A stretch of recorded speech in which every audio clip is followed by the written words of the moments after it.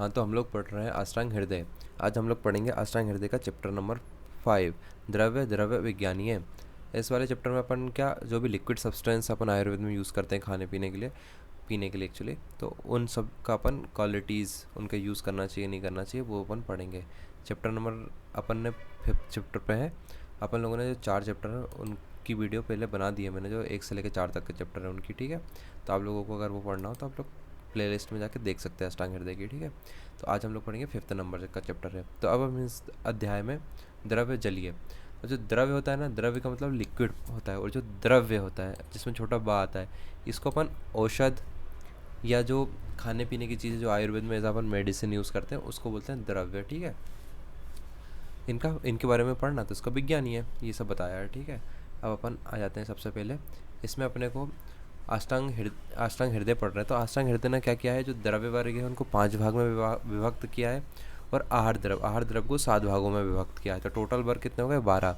तो 5th chapter में अपन 5 द्रव्य वाले जो भी वर्ग हैं उनको पढ़ेंगे, और जो नेक्स्ट चैप्टर है इससे बाद वाला 6th चैप्टर, उसमें जो 7 आहार वर्ग है उनको पढ़ेंगे। तो सबसे पहला वर्ग कौन सा है, तोय वर्ग। तो तोय वर्ग का मतलब क्या होता है, जल। तो जल, अपन जल में कहीं भी कोई अच्छा काम करते हैं तो अपन जल में बोलते हैं ना, गंगा का जल है, नर्मदा जी का जल लेके जाओ। तो उन्होंने सबसे पहले शुरुआत किससे करी, गंगा जल से। तो जीवनम तर्पणम हृदयम प्रहलादम बुद्धि प्रबोधनम तद अव्यक्त रसम रष्टम शीतम लघ्वम उपमम, ये सब किसके गुण हो गए, अपने गंगा जल के। अपन इसकी हिंदी पढ़ते हैं। आकाश से गिरा हुआ गंगा का जल जीवनीय मतलब जीवित रखने वाला होता है। तर्पणीय मतलब तृप्तिकारक होता है। हृदय के लिए हितकर होता है। आनंददायक, प्रहलाद मतलब आनंददायक, जो अपने को अच्छा लगे। बुद्धि को बढ़ाने वाला होता है। तनु मतलब पतला, गंदगी रहित मतलब अच्छा फाइन होता है पानी, ठीक है। अव्यक्त रस होता है मतलब मधुर मधुर आदि किसी रस विशेष की जिसमें अभिव्यक्ति ना हो। अपने को पीते हैं तो अपने को कोई टेस्ट नहीं आता ना गंगा के जल में, तो वही अभिव्यक्त होता है। नष्टम शीतम, हल्का और अमृत के समान हितकर होता है। यह जल आकाश से गिरने के बाद सूर्य चंद्रमा वायु के स्पर्श से देश एवं काल के प्रभाव से हितकर भी हो सकता है और अहितकर भी हो सकता है। अर्थात जिस देश काल का उसमें प्रभाव पड़ेगा तद अनुरूप भला या बुरा हो सकता है। अब एक प्रकार से संगति के हिसाब से बता देना उन्होंने गंगा का जल कि अगर अच्छे देश में गिरेगा गंगा का जल तो अच्छा हो जाएगा, गंदे देश में गिरेगा तो गंदा हो जाएगा। तो अब गुण तो बता दिए इन्होंने और अच्छा बुरा भी बता दिया। अब यहाँ पे थोड़ा सा विमर्श में दिया है इन्होंने कि जो जल है, जल के 6 दोष मतलब बेड क्वालिटीज़ जो है वो सुश्रुत ने बताई हैं जल के, और जो अच्छी गुड क्वालिटीज़ है, गुण जिनको अपन गुण बोलते हैं, तो वो चरक ने बताए। दोनों क्या कितने होते हैं, 6 होते हैं, ठीक है। अब इन्होंने बताया कि कौन सा गंगा का जल अच्छा है, कौन सा गंगा का जल बेकार है। तो गंगा का जल का परिचय, जिस जल के बरसते समय घर के भीतर चांदी के पात्र में परोसा हुआ साली चावलों का भात निर्मल बना रहे, क्लेदयुक्त ना हो अर्थात पसीजने ना लगे, और उसका वर्ण विकारयुक्त ना हो जाए, वह गंगा का जल होता है। एक प्रकार से इन्होंने ऐसा बोला कि हमने को एक पात्र में भात लेना है, उसके अंदर गंगा का जल डाल देना है, और गंगा का जल डालने के बाद थोड़ा टाइम बाद देखना है कि अगर वो खाना ख़राब होने लग जाएगा, जिसमें फंगस वंगस लग जाती है ना, तो अगर ये सब नहीं हुई चीज़ें तो वो गंगा का जल अच्छा है, अगर हो जाता है तो वो गंगा का जल खराब है, ठीक है। अब बात करते हैं समुद्र जल। तो गंगा कहाँ जाके मिलती है, अपन बोलते हैं ना गंगा जाके समुद्र, बड़ी नदियाँ समुद्र में जाके मिलती है, तो जस्ट अपोजिट कर देना गंगा के जल के। तो गंगा के जल के विपरीत जो जल होता है उसे समुद्र का जल कहते हैं। वह पीने के योग्य नहीं होता है। यह जल अश्विन मास में, देखो नॉर्मली तो वो पीने अपन कोई गंगा का जल वो समुद्र का जल पीते नहीं है, पर उन्होंने बोला है पीना है, पीने योग्य कौन सी ऋतु में, अश्विन। अश्विन अपन नॉर्मल याद रखते हैं कि एक नाम अश्विन नाम का लड़का है वो समुद्र का जल पीता है, ठीक है। तो याद रख लेना कि अश्विन मास में उसमें ही सिर्फ समुद्र का जल पीने योग्य होता है, ठीक है। फिर अपन आ जाते हैं नदी के जल के बारे में। अब नदी के जल कैसा होता है, पश्चिम समुद्र की ओर बहने वाली, ठीक है, जो समुद्र पश्चिम की ओर उसकी ओर जो बहती हुई नदी है, मतलब एक प्रकार से पश्चिम की तरफ ही जो बहने वाली नदी है, वेग से बहने वाली निर्मल जल वाली जो नदियां हैं वे सभी संक्षेप में हितकर जल वाली होती हैं। इनके गुणों के विपरीत जो नदियां हैं उन्हें उनका जल अहितकर होता है। एक पथ्य है, पथ्य मतलब क्या होता है कि जो चीज़ें अपने आत्मा के लिए अपने को अच्छी लगती है, जिनके खाने से अपने में कोई बीमारी नहीं होती, तो उनको अपन पथ्य बोलते हैं, और जिनके खाने से अपन बीमार पड़ जाते हैं उनको अपथ्य बोल देते हैं, ठीक है। आप लोगों को पेशेंट आएंगे आपके पास तो आप उनको बताओगे कि क्या खाएं क्या नहीं खाएं, तो जो खाने के लिए अपन पेशेंट को बोलेंगे वो पथ्य है, और जो नहीं खाने के लिए उनको बोलेंगे वो अपथ्य है। तो पासे पथ्य, पासे पश्चिम, उधर अधिकदा मतलब जो पश्चिम दिशा से आ रही है वो पथ्य है नदी का जल। और बोलते हैं ना जो बहने वाली जो स्थिर नदियाँ होती हैं उनको बोलते थे कि जो ठहरी वाला पानी रहता है वो गंदा हो जाता है, तो वो ख़राब हो जाता है। अब नदी के जल का वर्णन, हिमालय तथा मलय पर्वत से निकलकर बहन, दो पर्वत का नाम आ रहा है यहाँ पे कि हिमालय और मलय पर्वत, इन दो पर्वत से जो भी नदियाँ निकलती हैं, पत्थर तथा चट्टानों से टकराकर गिरने से छिन्न भिन्न होने के कारण, खिन्न मतलब पत्थर पानी भी इधर उधर टकराएगा, उसको लगेगी तो वो दुखी और आलोड़ित बोल सकते हैं उसको, उनका जल पथ्य मतलब हितकर होता है, अच्छा होता है, ठीक है। जब उक्त नदियों का जल जिस प्रदेश में आकर स्थिर हो जाता, अब वापस से वही बात आ गई कि स्थिर हुआ जल बेकार होता है, तो स्थिर हो जाता है अर्थात वेग से बहता हुआ नहीं दिखाई देता है, उन स्थानों में उन नदियों का जल कृमि रोग, स्लीपत, अब कृमि, ठेरे पानी में मच्छर पड़ जाते हैं, कृमि पड़ जाती है, स्लीपत, स्लीपत आप लोगों को पता है, बाउचेरिया ब्रोंकाइटिस जिसको बोलते हैं अपन, फाइलेरियासिस, हाथी पाँव, तो ये स्लीपत हो जाएगा, ठीक है। हृदय रोग हो जाएंगे, कंठ रोग हो जाएंगे, सिरो रोग हो जाएंगे, तो ये सब हो जाएंगे क्योंकि वो ठहर गया था पानी। फिर जाता है नदी का जल का वर्णन। तो प्राच्य देश, अवंतिक देश और अपरांत देश की नदियाँ अर्श, उदर रोग और स्लीपद रोग को पैदा करने वाली होती है। ये जो नदियों का जल है ना ऊपर बताया, ये सब रोगों को पैदा करने वाली होती है। सहचल और विंध्याचल की नदियाँ कुष्ठ रोग, पांडु रोग एवं सिरो रोग उत्पन्न करती है। ये दोनों देश की नदियाँ बेकार हो जाती हैं। फिर अपने को आ जाता है पर्वत से उत्पन्न नदियों का जल दोष नाशक होता है। जो मेन के अपने ऊपर वाले में देखा कि पर्वत वाले अच्छा होता है, यहाँ पे वो है कि पर्वत से उत्पन्न जो भी नदियाँ होती है उनका जल दोष नाशक, बोला ना, जो दोष, एक होता है दोष नाशक, एक होती है दोष कारक। दोष कारक, दोष कितने होते हैं अपने, वात पित्त कफ। अगर दोष नाशक मतलब वात पित्त कफ जो बड़े हुए अपने शरीर में, उनका नाश करेगा कोई भी चीज़, तो नाश हुआ मतलब नॉर्मल स्टेट में ला दिया उसको, तो अपने को बेकार नहीं होगा। और दोष कारक मतलब और दोषों को बढ़ाएगा, तो दोष बढ़ेंगे तो उनके लक्षण भी बढ़ेंगे, और उनके लक्षण ही क्या, एक प्रकार से बीमारी है। तो ये हो गया अपने नदी के जल का वर्णन। अब अपन आ गए हैं कूप के जल। कुआं, तालाब, झील आदि के जलों के गुण दोष का निर्णय जंगल देश, अनुदेश, पर्वतीय देश। मैंने आप लोगों को पिछले वीडियो में देश के बारे में बताया था कि देश, एक तो अपन देह देश बोल देते हैं, एक भूमि देश बोल देते हैं। तो देह देश में तो अपना शरीर हो जाता है और मन हो जाता है, और भूमि देश में जांगल, अनूप और सम देश बोला था मैंने आपको, ठीक है। तो वही देश अगर जहाँ जहाँ जिस देश में जैसा जैसा कुआं होगा उस देश के अकॉर्डिंग उसमें गुण आ जाएंगे। फिर जलपान विधि। अब अपन को पता है क्या पानी पीते हैं, पर पानी कैसे पीना है उसकी विधि बताई है किसने, अष्टांग हृदय में बागभट्ट जी ने बताई है। अब आप लोग बढ़िया घर पे बताना कि आपको पानी कैसे पीना है, ठीक है। अब पानी पीने के नियम बता रहा हूँ मैं आपको। शक्ति से अधिक जल किसी को नहीं पीना चाहिए, यहीं लिखा नाम वो पेय सक्त्या, मतलब शक्ति मतलब आपकी इच्छा हो रही है कि 1 गिलास पानी पिए पर आप पी रहे हो 4 गिलास, तो ऐसा नहीं करना, ठीक है। फिर कम पानी पीने का किसको बोला है कि मंदग्नि और गुल्म और पांडु रोग, उदर रोग, अतिसार, अर्श रोग, गृहिणी रोग, शोष रोग मतलब राजक्षमा और शोथ रोग से युक्त पुरुषों में थोड़ा थोड़ा जल, मतलब इनको कम कम पानी पीना है, ठीक है। फिर उन्होंने यहाँ तक हिंदी बताई, इसकी हिंदी नहीं बताई है, ठीक है। फिर इन्होंने बोला शरद ऋतु में और धनाद ऋतु है, किसको अपन बोलते हैं ग्रीष्म ऋतु में। तो आप लोग बढ़िया यहाँ पे इसको एरो लगा के लिख लेना ग्रीष्म। तो ग्रीष्म ऋतु में, शरद ऋतु में अपने को अल्प पानी नहीं पीना है, अपने को मतलब ज़्यादा पानी पीना है, और बाकी जो शेष ऋतु है इनमें अपने को अल्प पानी पीना है, इन्होंने ऐसा बोला है। तो यहाँ पे थोड़ा सा लिख लेना कि ये 2 ऋतुओं में अपने को अल्प पानी, ये 2 ऋतुओं को छोड़कर अल्प पानी पीना चाहिए, मतलब इन दोनों ऋतुओं में अल्टीमेटली ज़्यादा पानी पीना है, ऐसा इसका हिंदी में मतलब निकलेगा, ठीक है। फिर जलपान के प्रभाव।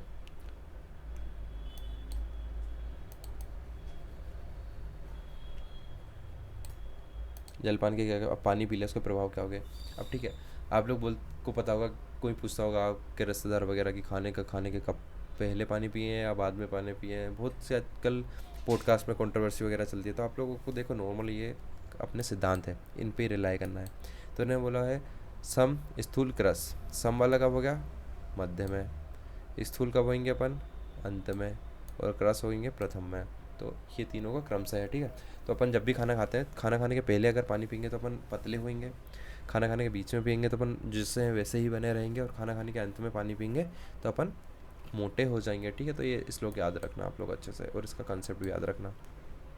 फिर आ जाते हैं अपन उष्ण जल सेवन से लाभ। अब गर्म पानी, ठीक है, यहाँ पे शीतल जल का सॉरी, हाँ ये शीतल जल पीने से लाभ क्या क्या होता है, ठीक है। अगर अपन ठंडा पानी पियेंगे तो क्या क्या होगा, गर्मियों में अपन ठंडा पानी पीते हैं ना तो कितना अच्छा लगता है अपने को, तो वैसे ही शीतल जल का सेवन करने से मदात्य रोग, गिलानी मतलब अपना मन, अपन थोड़ा सा सेट रहता है, ठंडा पानी पी ले तो अच्छा लगने लग जाता है।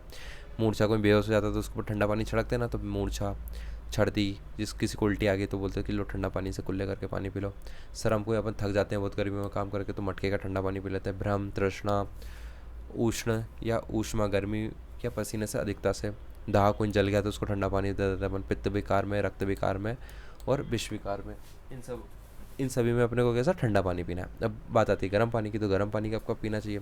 अब गर्म पानी क्या गर्म होता है, तो गर्म पानी से क्या अपने पेट में जो अग्नि रहती है, जिसकी भी अग्नि क्या वीक हो जाती है, वो खाने को पचा नहीं पाती, तो अपन उसको पिला देते हैं, तो क्या उसकी अग्नि प्रदीप मतलब बढ़ जाती है गर्म पानी से। एक प्रकार से अपन ने इसके अंदर पेट्रोल और डीजल टाइप का काम कर दिया उष्ण जल ने, ठीक है। तो जठराग्नि को प्रदीप्त करता है, आम रस को पचाता है, कंठ के लिए हितकर है, लघु है, बस्ती का शोधक है, हिक्का, अफरा, वात विकार, कफ विकार, तत्काल किए गए बमन, विरेचन, नवज्वर, कास, आमाजीर्ण, पीनस, श्वास तथा पार्श्व रोगों में इसका प्रयोग प्रशस्त है।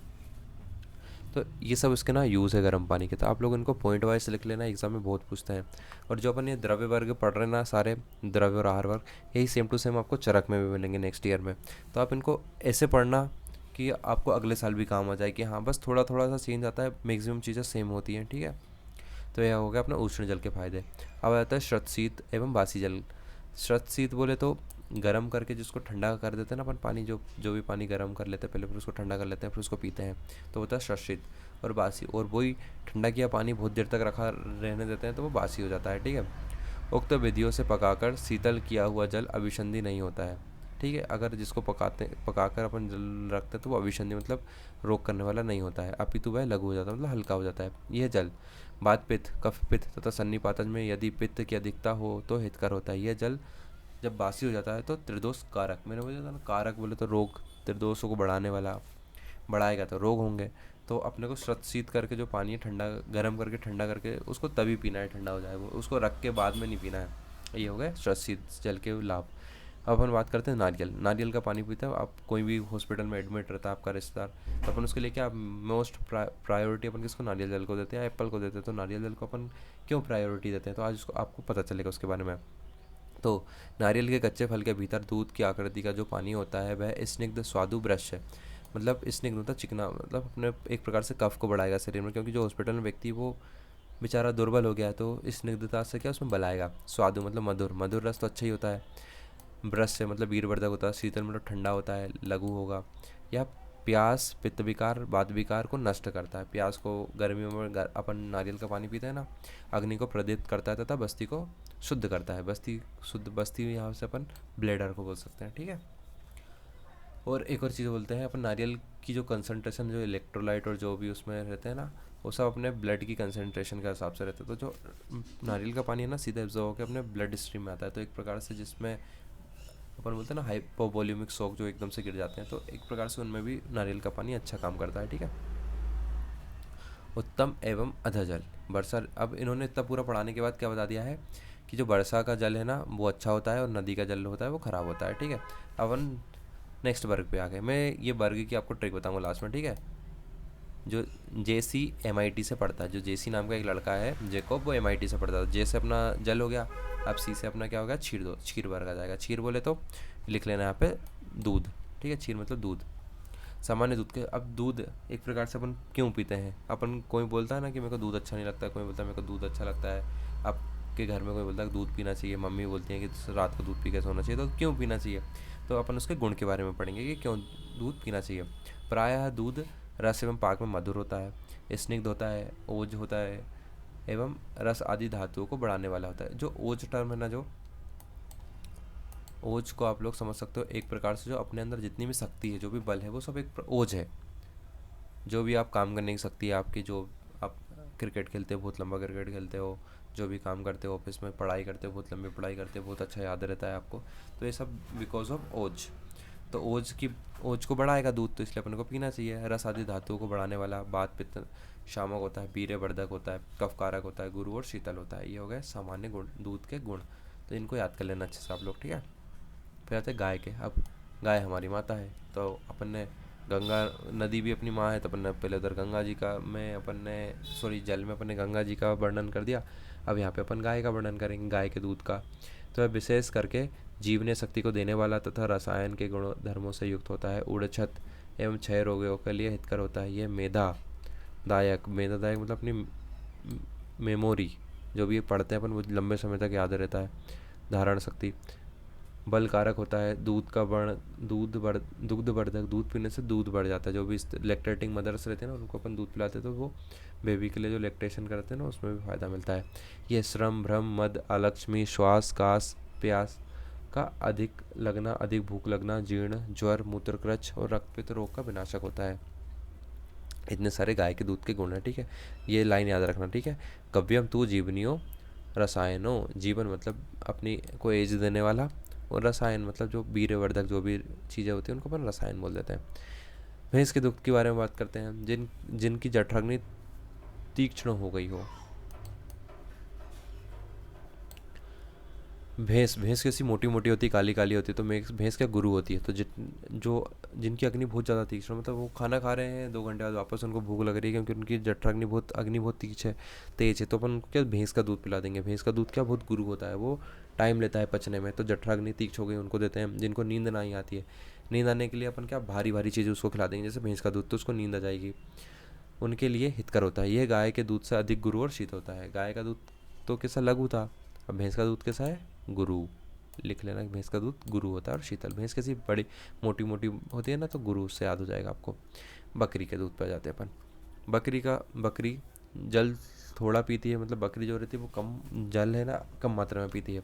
और आपने देखा है बकरी इधर उधर कूदती फूटती रहती है, दौड़ती रहती है, व्यायाम अधिक करती है, कटु तिक्त रस के पत्तों को प्राय खाती है। जैसे आपने देखा कि बकरी बेर के पत्ते, नीम के पत्ते खाती रहती है, तो इसलिए तिक्त और कटु उसका रस हो जाता है उसके दूध का। उसका दूध हल्का होता है, मतलब लघु। भैंस का दूध भारी था, इसका दूध कैसा लघु होता है। शोष, राजक, क्षमा, ज्वर, श्वास, रक्तपित्त तथा अतिसार रोगों को नष्ट करता है। जो अपनी बकरी होती है ना, बकरी का दूध, ऐसे गाँव में बोलते भी हैं अभी भी, जो लेबर लोग काम करते हैं ना, वो थक जाते हैं तो रात में बकरी का दूध लगा के और पी कर सो जाते हैं, तो अगले दिन सुबह वापस उनमें सेम एनर्जी आ जाती है, ठीक है। तो ये है बकरी के दूध के बारे के फ़ायदे। अब आ जाते हैं ऊँटनी के दूध। ऊँट ऊँट कहाँ पे रहते हैं, रेगिस्तान में। रेगिस्तान में क्या गर्मी होती है, गर्मी और रेत होती है। गर्मी इज इक्वल टू रुक्ष, क्योंकि वहाँ के लोग रुक्ष रुक्ष रहते हैं ना, तो ऐसे रुक्ष। तो ऊँटनी का दूध थोड़ा रुक्षता युक्त, उष्ण तथा लवण रस युक्त, अग्नि को दीपक, लघु हल्का होता है। यह वात विकार, कफ विकार, आना, कृमि रोग, शोथ रोग, उदर रोग तथा अर्श रोग में हितकर होता है। ये सब रोगों में अपन को ऊँटनी का दूध देना चाहिए, ठीक है। ये हो गया अपने को ऊँटनी के दूध के फायदे। एक चीज़ याद रखना, ऊ से ऊँट और ऊ से उदर, तो उदर रोग याद कर लेना। उदर रोग किस में आता है, ऊँट वाले ऊँटनी के दूध में आता है, ठीक है। फिर आ जाता है मनुष्य, स्त्री। स्त्री का दूध, स्त्री का दूध के बहुत सारे फायदे हैं, जैसे मानुषम, वात, पित्तम, असरक, अभिघात, क्षीरोजित, तर्पण तर्पण, आशोतन, नस्य। अपन को क्या, जो फीमेल रहती है ना, उनको टैन होने की ज़्यादा डर रहता है ना, कि हम टैन हो जाएंगे अगर धूप में निकलेंगे, तो टैन से क्या हो जाएगा, तर्पण, आशोतन और नस्य। तो इनको अपने को कहाँ कहाँ देना है, जो अक्षी रोग, नेत्र के रोग होते हैं ना, जो भी आप लोग आगे पढ़ोगे फाइनल ईयर में, कि जो नेत्र के 76 रोग होते हैं, तो वही रोगों में किसको देना है अपन को, स्त्री का दूध देना है। और स्त्री के दूध से क्या करना है अपने को, तर्पण, आशोतन और नस्य करना है, ठीक है। ये होगा स्त्री का दूध। फिर अपन पढ़ेंगे भेड़ के दूध का गुण। अब भेड़ बोले तो भेड़ को अपन बोलते हैं आबी, आबी। तो आबी भेड़ जो ऊँट के साथ जो आती है ना गर्मियों में भेड़, उसको भेड़ बोलते हैं। हृदय के लिए अप्रिय, अहितकर, उष्ण, वात व्याधि नाशक, हिचकी, श्वास, पित्त एवं कफ को उभारने वाली होती है। तो ये एक प्रकार से अहिर्द मतलब हृदय के लिए बेकार होती है। अपने को अपर भेड़ का दूध पियेंगे तो अपने को हार्ट अटैक आने के चांसेस रहते हैं, ठीक है। वात व्याधि को अच्छा कर देगा। पर ये हिचकी, श्वास और पित्त और कफ को उभारता है, मतलब उनको करता है, वात व्याधि को करता है, हिचकी, श्वास को करता है, पित्त और कफ को उभारता है, ठीक है। ये सब हो गया है ना, ये हो गया अपने भेड़ के दूध के बारे में। अब हाथी, हाथी बहुत बड़ा बड़ा सा है, उसको वो कब चल पाएगा, जब उसमें बहुत सारा स्टेबिलिटी है, स्थिर रहेगा, तो वही एक प्रकार से यहाँ पे स्थिरता। हाथी का दूध क्या करेगा, स्थिरता प्रदान करेगा अपने को। फिर अपन आ जाते हैं एक एक खुर वाले जो भी प्राणी। खुर बोले तो जो घोड़ा और गधा रहते हैं ना, उनको एक खुर वाला प्राणी बोलते हैं, ठीक है। तो ये क्या करेंगे, का दूध उष्ण एवं लघु होता है। शाखा, शाखा का मतलब जैसे दोनों अपने हाथ पैर भी हो जाते हैं। और जो अपनी धातुएं पढ़ाई थी ना मैंने आपको, 7 धातुएं, तो उसमें रस को हटा के उसकी जगह त्वचा ऐड कर देना, बाकी की 6 सेम टू सेम लिख देना। ये इन्होंने लिया रक्त, मतलब रस नहीं है इसलिए रक्त बोला। रक्त आदि जो 6 हैं के बात आदि दोष का नाशक है। यह कुछ खट्टा एवं लवण रस युक्त होता है और जड़ता कारक होता है, ठीक है। आलस्य, अगर अपन इनका दूध पियेंगे तो अपन को आलसी ज़्यादा आएगी, ठीक है। ये सब हो गया अपने एक घर वाले प्राणियों के दूध के बारे में। अब कौन सा दूध गर्म करके, आमश्रित और ठंडा, इन्होंने बोला है कि कौन सा दूध गर्म करके पियेंगे तो कैसा रहेगा, और एकदम जो निकाल के गाय भैंसों का दूध निकाल के लाते हैं वो कैसा होगा। तो कच्चा मतलब जो तुरंत निकाला हुआ दूध अभिसंधि होता है, गुरु होता है, पाक में भारी होता है, विविध। और फिर आ गया अपने यहाँ से पकाया हुआ, उसको अपने गर्म कर लिया। पकाया हुआ दूध अपन जैसे डेयरी वाले भैया से दूध लेते तो उसको लाते से गर्म करते हैं ना, गर्म क्यों करते हैं उसको, उसके विपरीत मतलब उसको अनभिसंधि करते हैं, उसको गरु है तो लघु कर देंगे, उसको पाक में भारी तो वो उसको पाक में हल्का बना देंगे। तो ये सब गुण गर्म करने से उसमें गुण आ जाते हैं, ठीक है। फिर पढ़ेंगे अपन धरो उष्ण गुण के गुण, दूध के गुण। धरो उष्ण बोले तो अपन फेस्टिवल अभी राखी आने वाली है, तो राखी पे क्या अपन दूध को गैस पे चढ़ा के उसको बहुत देर तक उबालते हैं तो वो मावा बन जाता है, तो वही है। तो क्या कर रहे हैं, अत्यंत पकाया गया दूध अधिक गुरु हो जाता है, कम पकाया गया हल्का हो जाता है, फिर अधिक पका देंगे तो गुरु हो जाता है, ठीक है। धारोष्ण दुख अमृत के समान गुणकारी होता है, याद रखना कि अमृत के समान। जब अपन फेस्टिवल पे गुलाब जामुन खाते हैं तो बहुत अच्छे लगता है ना अपने को, अपन कितने खुश हो जाते हैं। तो एक प्रकार से अमृत के समान अपने को अंदर से आत्मा अच्छी प्रसन्न हो जाती है अपनी, तो अमृत के समान गुणकारी होता है, ठीक है। धरोष्ण दुग्ध। फिर अपन बात करते हैं दधी के। अब दधी के बहुत सारे मिथ चलते हैं, दधी गर्मी में खाना चाहिए, दही ऐसे खाना चाहिए वैसे खाना चाहिए। तो अब मैं आपको दही के बारे में बताऊंगा कि दही कैसे खाना है। दही का पाक एवं रस में अम्ल होता है, ग्राही होता है मतलब मल को बांधने वाला होता है, जिसको बोलते हैं ना लूज मोशन लग जाते हैं तो उसको बोलते हैं दही खिला दो, क्योंकि दही प्रोबायोटिक होता है, उसमें गुड बैक्टीरिया होते हैं। गुरु होता है, उष्ण होता है, वातनाशक होता है। मेद धातु शुक्र कफ पित्त रक्त अग्निवर्धक एवं शोधकारक होता है। भोजन के प्रति रुचि को बढ़ाता है। इसका प्रयोग अरुचि में किया जाता है। जाड़ा लगकर आने वाले विषम ज्वर में, पीनस रोगों में, एक मूत्रकच्छ रोग में इसका प्रयोग हितकर होता है। गृहिणी रोगों में रूक्ष मतलब मक्खन निकाला हुआ दही जो है वो श्रेष्ठ होता है, ये लिखा है रूक्ष। तो गृहिणी दोष है अल्प। और अब एक चीज़ बताता हूँ, ग्रह जो दही होता है उसका वीर्य कैसा होता है, उष्ण होता है मतलब गर्म होता है दही। पर अपन दही को कब खाते हैं, ग्रीष्म ऋतु में। तो ग्रीष्म ऋतु में उष्ण उष्ण मिलकर नहीं खाना चाहिए, ठीक है। तो उसको दही को अपन को कब खाना चाहिए, ठंडी ऋतु में खाना चाहिए, ठीक है। फिर आ जाते हैं अपन छाछ पे। तक्र तक्र छाछ मट्ठा, यह लघु कसाय अम्ल जठराग्नि प्रदीपक तथा कफवातनाशक होता है। यह शोथ उदर रोग अर्श रोग गृहिणी रोग मूत्राघात अरुचि प्लीहा विकार गुल्म घृत स्नेह व्यापत, ये याद रखना। किस कौन सा, तक्र से ही अपन घृत निकालते हैं। तो घृत व्यापत, अगर कोई बहुत ज़्यादा घी पी लेता है तो उसको अपन तक्र दे देंगे तो वो ठीक हो जाएगा। गर्विस पांडु रोग, इन सब में अपन को क्या तक्र देना है। तक्र का गुण, इसके गुण के साथ कषाय और अम्ल होता है, ठीक है, और दीपनम होता है, तो इसको अपन गर्मियों में यूज़ कर सकते हैं। फिर तक्र कुर्चिका, तक्र में को अपन दूध डाल के पका देंगे तो वो तक्र कुर्चिका हो जाएगा, दही में पका देंगे तो दही कुर्चिका हो जाएगा, ठीक है। दूध के साथ पका दो किसी को भी, उसमें उसका नाम और उसमें कुर्चिका ऐड कर दो। तो ये संग्राही बातकारक और रूक्ष होता है, कठिनाई से पचता है। ये हो गया कुर्चता के बारे में। फिर अपन आ जाते हैं नवनीत जो अपन मक्खन बनाते हैं ना, तो एकदम फ्रेश जो भी मक्खन निकालते हैं अपन उसको बोलते हैं नवनीत। ये मक्खन कैसा होता है, ब्रश होता है, शीतल होता है, कांतिकारक होता है, बलवर्धक, अग्नि को तीव्र करने वाला, संग्राही होता है, बातकारक होता है, पित्त विकार, रक्त विकार, वात विकार, पित्त विकार, रक्त विकार, क्षय रोग, अर्श रोग, अर्दित तथा काश रोगों को विनाश करने वाला होता है, ठीक है। अर्शो अर्दित, अब आप लोगों को अर्दित पता नहीं होगा। अर्दित मतलब होता है फेशियल पैरालिसिस। जो किसी पेशेंट का आप लोग देखोगा हाफ फेस उनका टेढ़ा हो जाता है ना, वो अर्दित होता है। अर्दित मतलब फेशियल पैरालिसिस, लिख लेना यहाँ पे, ठीक है। अर्ब पालसी भी बोलते हैं उसको। दूध का नवनीत, दूध से निकाला गया नवनीत विशेषकर संग्राही होता है। यह रक्त रोग, पित्त रोग तथा नेत्र रोगों को विनाशक होता है। दूध का नवनीत बोलते जो दूध से बना हुआ मक्खन रहता है ना, वो भी रक्त रोग और ये सब विकारों को सही करने वाला होता है, ठीक है। फिर अपन आ जाता है घृत के गुण, बहुत इंपॉर्टेंट, ठीक है। अब घृत अपन खाते हैं घर में, सब बहुत बोलते हैं ना घी खाना चाहिए आजकल सब लोग बोलते हैं। तो अपने को आज पता चलेगा क्यों खाना चाहिए। आप लोगों को भी अपने घर में, आपके घर में जो भी छोटे छोटे भाई बहन वो मना करते होंगे घी नहीं खाना है, तो उनको बताना क्यों खाना चाहिए घी, ठीक है। बुद्धि, स्मृति, मेधा, बुद्धि बढ़ाएगा उनकी, पढ़ने लिखने में अच्छे होंगे, स्मृति मतलब वो जो स्कूल में पढ़ के आएंगे उनको याद रहेगा। मेधा वही स्मृति और मेधा। जठराग्नि, शारीरिक बल, दीर्घायु मतलब लंबे समय तक जिएंगे। शुक्र तथा दृष्टि के लिए उत्तम, बालकों तथा वृद्धों के लिए श्रेष्ठ। बालकों में जो बूढ़े लोग हो जाते हैं, बूढ़े लोग वृद्धावस्था में क्या, जो अपना 3 दोष है ना, 3 दोषों में बात बढ़ जाता है, तो बात के लिए क्या अपने को घृत जो रहता है श्रेष्ठ होता है, बात को कम करने के लिए तो वृद्धों में देते हैं। प्रजा, कांति, सुकुमारता, सुरीला या तेज स्वर चाहने वाले के लिए उत्तम, छत क्षीण, विसर्प रोगी, शस्त्रहत, अग्निदाह से पीड़ित रोगियों के लिए हितकर है। वात विकार, पित्त विकार, विष विकार, उन्माद, सोस राजक क्षमा में, अलक्ष्मी मतलब जिसके पास पैसे नहीं है उसको भी घृत का पान करना चाहिए, तथा ज्वर का नाश करता है। यह समस्त स्नेह द्रव्यों में श्रेष्ठ है। समस्त जो जितने भी स्नेह द्रव्य है ना, उन स्नेह द्रव्यों में 4 द्रव्य श्रेष्ठ होते हैं। स्नेह घृत, तेल, बसा, मज्जा। ये घृत, तेल, बसा, मज्जा में भी घृत सबसे श्रेष्ठ होता है, ठीक है। यौवन को स्थिर रखने वाला दोष द्रव्यों में भी सर्वश्रेष्ठ है। शास्त्रोक्त विधियों से पकाकर रखा गया घी हजारों शक्तियों से पूर्ण हो जाता है, अतएव युक्ति युक्त इसका प्रयोग करने पर यह हजारों चिकित्सा उपयोगी कर्म को करता है।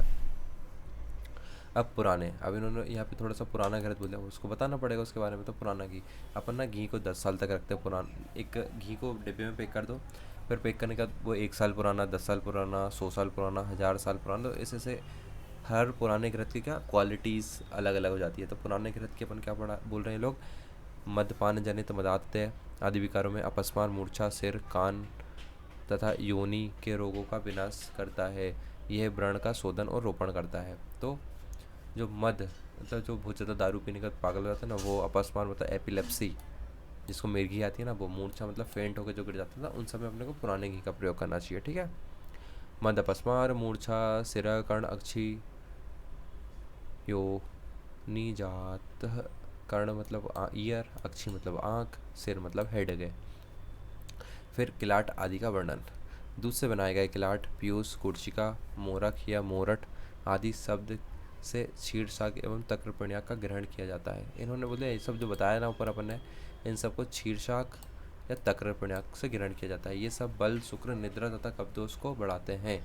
बल को बढ़ाते हैं, शुक्र को बढ़ाते हैं, निद्रा को बढ़ाते हैं, कफ दोष को बढ़ाते हैं, ठीक है, और गुरु तथा दोष कारक होते हैं, ठीक है। यहाँ तक अपन ने इसके गुण पढ़ लिया।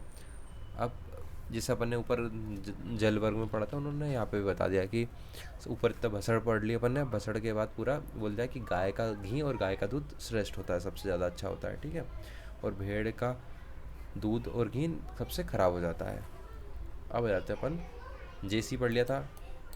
अब जेसी के बाद MIT, तो अब ठीक है, जल वर्ग, क्षीर वर्ग, अब एम से इक्षु, तो इन्होंने आई जो आएगा ना, आई आ जाएगा इक्षु पे, ठीक है। तो ईख के रस का वर्णन। ईख अपने शुगर केन, गन्ना जो बोलते हैं ना, उसको बोलते हैं ईख। ईख का रस सामान्य रूप से गुरु, स्निग्ध, ब्रहण, कफ तथा मूत्र को बढ़ाने वाला होता है। याद रखना, कफ और मूत्र को बढ़ाने, जिनको रीनल स्टोन होता है ना, उनको अपन इक्षु का रस, और जिनको पीलिया जॉन्डिस हो जाता है उनको अपन गन्ने का रस पीने का बोलते हैं, क्योंकि इनको पीने से उनको बार बार यूरिनेशन आएगा तो उनकी पथरी भी निकल सकती है पथरी वाले पेशेंट में, और जिनको जॉन्डिस है उनका बिलीरुबिन जो है वो यूरिन के थ्रू बाहर निकल जाएगा, ठीक है। ये ब्रश होता है, शीतल होता है, रस एवं पाक में मधुर होता है, सर होता है, मल भेदक होता है, सर होता है, ठीक है। ये सब अपने किसके, ईख के गुण हो गए। ईख के रस से निर्मित पदार्थ। अब ईख से अपन क्या क्या बनाते हैं, फाड़िद बनाते हैं, मत्स्य चंडी बनाते हैं, खंडराव बनाते हैं, गुड़ बनाते हैं, खांड बनाते हैं, शर्करा बनाते हैं, पुष्पसिता बनाते हैं, सितोपाल, वो एक ही बात हो गई। इनके गुण चरक, सुश्रुत आदि में देखे जाएंगे। ये सब का वर्णन अपने को ना चरक संहिता, सुश्रुत संहिता आप लोग अगले साल पढ़ोगे ना, तब मिलेंगे। अगले भाग का रस। अब गन्ने का पेड़ ऐसा लंबा होता है, ठीक है, तो उसमें से डिवाइड रहते हैं ना, तो ये बोल रहे हैं कि जो आगे ऊपर का जो भाग है, ईख के प्रारंभिक दो पोरों का रस कुछ नमकीन जैसा होता है। जो ऊपर जहाँ से पत्ते निकलते हैं ना, वो 2 जो डिजिट रहते हैं, उनका जो अपन गन्ने का रस चूस के खाएंगे तो वो अपने को कैसा थोड़ा सा नमकीन लगेगा, लवण रस लगेगा। मध्य भाग का दांतों से चूसा हुआ रस चीनी के समान मधुर और गुणकारक होता है, ठीक है, ये बता दिया उन्होंने। सो अग्रम सा लबड़ो दंत पीड़ित शर्करा असम, ठीक है। फिर अपन आ जाते हैं यंत्र से, अपन गन्ने की दुकान पे पीते हैं ना जूस, यंत्र विशेष से दबा कर निकाला हुआ ईख का रस, जड़ का भाग, अलग भाग तथा कीड़ आदि द्वारा खाया गया भाग सब एक साथ निचोड़ जाता है, उसमें मेल का भी मिश्रण हो जाता है और वह कुछ समय तक उसी प्रकार पड़ा रहता है, तो वह रस विकृत विकारयुक्त हो जाता है, अतः वह विदा गुरु पाके और विष्टम भी हो जाता है। मतलब एक प्रकार से उन्होंने बोल दिया कि अपने को दुकान से ईख का रस नहीं पीना है, अगर पीना भी हो तो जो अच्छा देते हैं, बिल्कुल साफ करके देते हैं, उनके यहाँ से पीना है, ठीक है। ईख के भेद तथा गुण। ईख की अनेक जातियाँ होती है, उनमें ईख की जातियाँ होती है, एक पौंड्रिक होती है और एक बंसिक होती है। इस नॉर्मल याद रखना कि ईख ईख कितने दो प्रकार के होते हैं जो गन्ने होते हैं, एक पौंड्रिक होता है, एक बंसिक होता है। आप लोगों ने नीट में पढ़ा होगा कि जो शुगर केन की बहुत सारी वैरायटी आई थी बायोटेक्नोलॉजी में, तो यहाँ पे पढ़ लो। तो एक पौंड्रिक होता है और बंसिक होता है। जो पौंड्रिक होता है ना वो अच्छा होता है पौंड्रिक, और जो बंसिक होता है वो उतना अच्छा नहीं होता है, ठीक है। यही लिखा है पूरा हिंदी में। तो अपना ईख हो गया। अब सत पर्व आदि ईखों के गुण। सत पर्व ईख मतलब अनेक पोरों वाला। कान कांतार नेपाल आदि शब्द से दीर्घपत्र आदि भेद को समझना चाहिए। उक्त ईख के रस बंसिक नामक ईख के रस से उत्तरोत्तर हीन गुण वाला होता है। यह क्रमशः कुछ खेरे, कुछ कसेले, कुछ उष्ण, सब नहीं आता है, ठीक है। नॉर्मल जो मेन जो हरे हेडिंग का पहले वाला आता है ना, वो पढ़ना है अपने को, है ना। फिर अपन आ जाते हैं फाणित के गुण। फाणित गुरु अभिसंधि दोषों का संचय करने वाला, किंतु मूत्र का शोधन करने वाला होता है। अर्थात इसका सेवन करने से मूत्र खुलकर निकलता है। वही मूत्र खुलकर निकलता है, मतलब जिनको मूत्र अच्छे से बन नहीं रहा, मूत्र आ नहीं रही, उनमें देंगे फाणित को अपन। पर इसमें थोड़ा से डिसएडवांटेज भी है कि ये गुरु है और अभिसंधि है और दोषों का संचय करता है, ठीक है। फिर आते हैं गुड़ के गुण, जो अपन खाते हैं जैगरी। ईख के रस को स्वच्छ करके बनाया गया प्रथम श्रेणी का गुण अधिक कफकारक नहीं होता है। यह मूत्र एवं प्रुइस का प्रवर्तक, मतलब ये भी मूत्र और जो मल है उनको निकालेगा। ईख के रस को पकाते समय उसके मेल को निकाले बिना जो गुड़ बनाया जाता है वह उक्त प्रथम गुण से दूसरी श्रेणी का होता है। उसके गुण इसके सेवन से पेट में पर्याप्त कृमियों को उत्पन्न करने वाला होता है। यह मज्जा मेद मांस कफदोष को बढ़ाता है। जो गुड़ बनता है ना, दो प्रकार से बनता है ईख के रस से। एक तो अपन गन्ने का रस लेते हैं, उसको उबालते हैं, उबालने पे क्या उस पे ऊपर फेन आ जाता है, गंदगी आ जाती है। अगर उसको निकाल देते हैं तो वो प्रथम श्रेणी का हो जाता है, और अगर उसको बिना निकाले बना देंगे अपन तो वो द्वितीय श्रेणी का जाएगा, और वो द्वितीय श्रेणी वाला बेकार होता है, ठीक है। पुराने नए गुण के गुण। पुराना गुण हृदय के लिए हितकारी तथा पथ्य होता है, और नया गुण कफ दोष को बढ़ाने वाला एवं जठराग्नि को मंद कर देता है, ठीक है। इसलिए पुराना गुण खाना चाहिए। मत्स्य पिंडिका आदि के गुण। मत्स्य पिंडिका, राव, खंड, सीता, सीतोपल, ये उत्तरोत्तर गुणवान होते हैं। अब यहाँ पे आप लोग लिख लेना कि जो मत्स्य, खंड और सीता, मतलब मिश्री को बोलते हैं सीता, ठीक है, उत्तरोत्तर गुणवान होते हैं। जैसे जो मिश्री है ना वो अच्छी हो जाएगी सबसे। मत्स्य खंड, इसमें सीता अधिक गुण वाला होता है। इनमें गुण ये सभी ब्रश, छत, उड़छत तथा छीण। जो उड़छत बोले तो जो लोग बहुत ज़्यादा काम कर लेते हैं ना, तो उनके जो अपने लंग्स होते हैं, लंग्स में छत हो जाता है, तो इसको उड़छत बोलते हैं। क्षीण पुरुषों के लिए हितकर होता है, रक्तपित्त एवं वातदोष नाशक हो जाता है। अब जाते हैं अपन यास शर्करा, यवास शर्करा। यह जवास की खंड या चीनी कहते हैं। यह भी ईख की चीनी के समान गुण वाली होती है। यह कुछ तिक्त, मधुर और कसाय रस। यहाँ पे इसमें ये एक्स्ट्रा गुण आ गया ना, तो इसका नया नाम आ गया, जवास खंड या यास शर्करा बोलते हैं इसको, ठीक है। सभी प्रकार की शर्कराओं के गुण। सब प्रकार की अपन अल्सर होते हैं अपने को मुंह में, तो अल्सर होता है, अपन बोलते हैं मीठा खा लो, शक्कर खा लो, पर शक्कर खाते तो और जलन होती है, तो दाग करती है, प्यास को बढ़ाती है, बमन करने की इच्छा करवाती है, मूर्छा ला जाती है, रक्त पित्त का समन करती है। रक्त याद रखना, रक्त पित्त का समन करती है। रक्त पित्त बोले तो जो नाक से खून निकलता है ना, अपने को गर्मियों में नाक फूट जाना बोलते हैं, वो रक्त पित्त, ठीक है। अतः इसमें उत्तम कहा गया है। फिर आ जाते हैं अपन शर्करा की उत्तमता। ईख के रस से बनाने वाली सभी पदार्थ में शर्करा तथा मिश्री सर्वश्रेष्ठ है। फाणित अधम होता है, मतलब बेकार होता है फाणित, और मिश्री और शर्करा सबसे अच्छी होती है। हाँ, यहाँ पे अपन ने पढ़ लिया 3 वर्ग। अब अपन आ गए नेक्स्ट 4th वाले पे, मधु वर्ग। मधु वर्ग अपने MIT था ना, अब एम से मधु हो गया, आई से अपन इक्षु पढ़ लिया, एक लास्ट बचा टी, तो अपन वो उसको आगे देखेंगे। तो अब आ जाते हैं अपन मधु वर्ग पे। मधु बोले तो अपन जो शहद, हनी, मधु वर्ग। मधु शहद नेत्र के लिए हितकर होता है। यह लेखन होने के कारण कफ को निकाल देता है। प्यास, कफदोष, विषविकार, हिक्का, रक्तपित्त, प्रमेह, कुष्ठ, कृमि, छर्दी, श्वास, कास, अतिसार रोग को नष्ट करता है। यह व्रण शोधक, व्रण संधान या व्रण रोपण करता है। यह वात दोष कारक और रूक्ष, कसाय एवं मधुर गुण वाला है। इसी के समान गुण वाला मधु शर्करा भी होता है, एक मधु शर्करा भी होता है, ठीक है। अब शहद बहुत इंपॉर्टेंट है आयुर्वेद में, ठीक है, आपको इसके बारे में सब चीज़ें जानना चाहिए। तो अब मधु क्या होता है, जिसको भी चश्मा लगा हुआ रहता है उसको मधु खाना चाहिए, ठीक है। ये लेखन करता है। लेखन प्रकार से एक प्रकार जो मोटे लोग रहते हैं ना, अपन बोलते हैं उनको शहद खाना चाहिए, शहद खाने से वो पतले होते हैं। तो वही लेखन करना मतलब शरीर से जो फेट है उसको निकालने का काम करेगा। प्यास को बढ़ाएगा, कफ दोष, क्योंकि मीठा मीठा होता है तो कफ दोष बढ़ेगा। हिचकी, रक्तपित, प्रमेह, कुष्ठ, कृमि, सर्दी, श्वास का, सब श्वास का, सर्दी खांसी होती है तो अपन बोलते हैं ना दही चाट लेना चाहिए, वो शहद चाट लेना चाहिए, उससे खांसी नहीं आती है। अतिसार रोग को नष्ट करने वाला, व्रण का शोधक। अब आप लोगों को कहीं चोट लग जाए, कुछ आप लोगों को क्रीम वगैरह ना मिले तो उसकी जगह घी लगा लेना या शहद लगा लेना, ठीक है। वो भी बहुत अच्छा काम करेगा। व्रण संधान, शोधन मतलब व्रण को साफ भी कर देगा, संधान मतलब व्रण को हीलिंग करने के लिए प्रमोट भी करेगा, ठीक है। व्रण रोपण वो हीलिंग करता है। बात दोष कारक होता है। रूक्ष, कषाय में मधुर गुण वाला होता है, ये याद रखना कि रूक्ष होता है, कषाय गुण होता है इसमें, और मधुर होता है। ये हो गया अपने को। अब जो मधु होता है ना, मधु के सुश्रुत जी जो है ना, उन्होंने इसके 8 भेद माने हैं, और चरक जी ने 4 भेद माने। तो अभी बस इतना याद रख लो, 8 4 इसके भेद होते हैं। चरक ने 4 माने, 4 से 4, 4 से चरक, और सुश्रुत जी ने 8 माने हैं। फिर आ जाते हैं अपन उष्ण मधु सेवन का निषेध। अब बोलते हैं ना, आप लोगों ने सुना होगा कि मधु को गर्म करके नहीं खाना चाहिए। तो उष्ण मधु का सेवन, उष्ण धूप धाम अग्नि से संतप्त मानव को उष्ण काल में उष्ण जल आदि के साथ खाने पीने या चाटने के लिए नहीं देना चाहिए, क्योंकि ऐसा करने से हानि होती है, ठीक है। अब हानि क्या क्या होती है वो देखेंगे। इन्होंने बोल दिया है कि हानि होती है, नहीं पीना चाहिए गर्म करके मधु को। संशोधन मधु का प्रयोग। अब आप लोग पढ़ोगे पंचकर्म जो चिकित्सा होती है, पंचकर्म में मधु को अपन क्या गर्म करके देते हैं। तो यहाँ पे क्वेश्चन उठता है कि आप लोगों ने पहले तो बोल दिया कि गर्म करके नहीं खाना चाहिए, पर आप लोग यहाँ बोल रहे हो गर्म करके खाना चाहिए। तो प्रच्छदनम, प्रच्छदनम मतलब होता है बमन, यहाँ पे लिख लेना, प्रच्छदनम इज इक्वल टू बमन। और निरुबस्ती, जो बस्ती देते हैं ना अपन गुदामार से, वो बस्ती। मधु उष्णम ना निवार्यत, इसमें अपन को मधु करके दे सकते हैं। क्यों? क्योंकि इनमें क्या, जो अपन मधु देते हैं ना वो पचता नहीं है, वो एब्जॉर्ब नहीं होता है। वो जैसे बमन करवाते हैं, उल्टी करवाते हैं, तो उल्टी के वेग के साथ वापस बाहर निकल जाता है। निरुबस्ती में क्या, एक मुहूर्त मतलब 48 मिनट में वो गुदा के मार्ग से वापस आ जाता है, तो वो पचता नहीं है, तो इसलिए अपन उसको गर्म करके दे सकते हैं।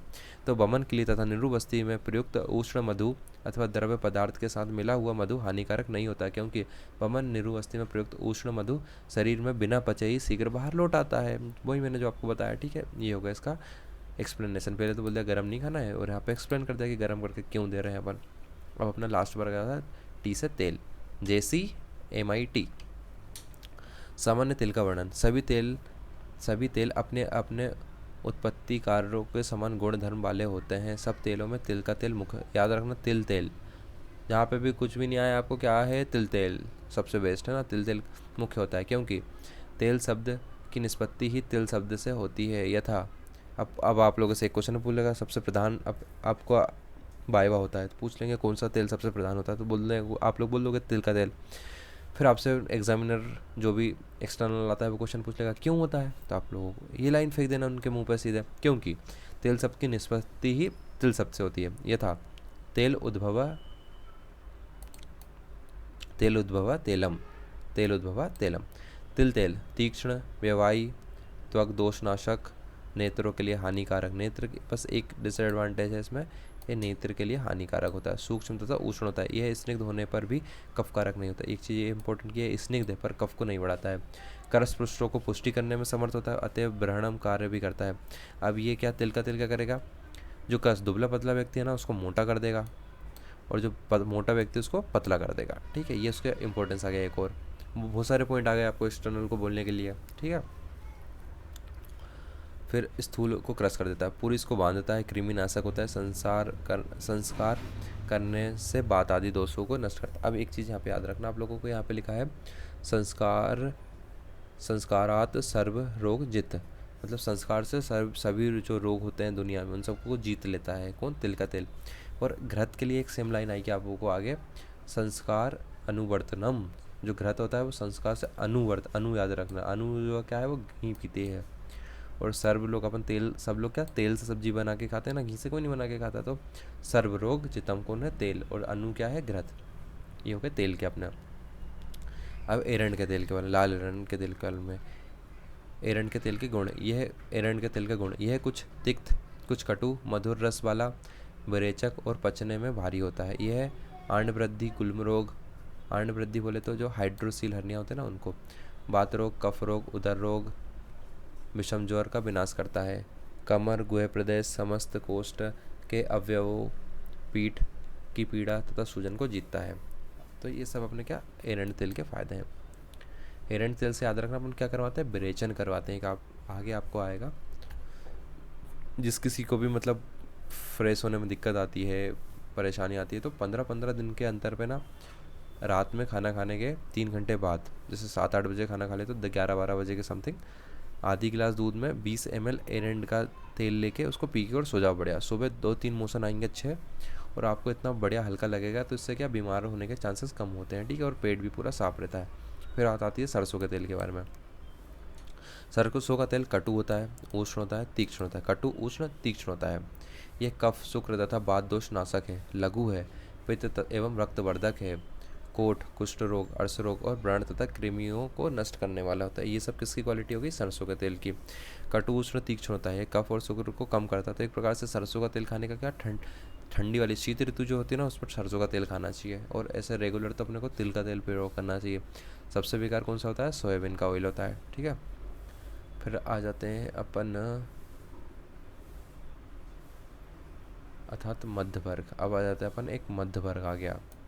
जो भी दारू वगैरह होते हैं ना, उसको मध्य वर्ग में बोलते हैं, ठीक है। विधि पूर्वक सेवन करने पर प्रायः सभी प्रकार के मध्य जठराग्नि को प्रदीप्त करते हैं। रोचन, भोजन के प्रति रुचि बढ़ाने वाले होते हैं। ये तीक्ष्ण एवं उष्ण होते हैं। मात्रा अनुकूल सेवन करने से तुष्टि, संतोष तथा शारीरिक पुष्टि को देते हैं। सामान्य मध्य कुछ मधुर होती है, तिक्त होती है, कटु होती है, रस वाली होती है। इसका अम्ल पाक होता है। ये सबों को ना आप लोग पॉइंट पॉइंट बना के लिख लेना, ठीक है। वीडियो थोड़ी लंबी हो गई है, पर इसको आधा आधा करके पढ़ सकते हो आप लोग, है ना।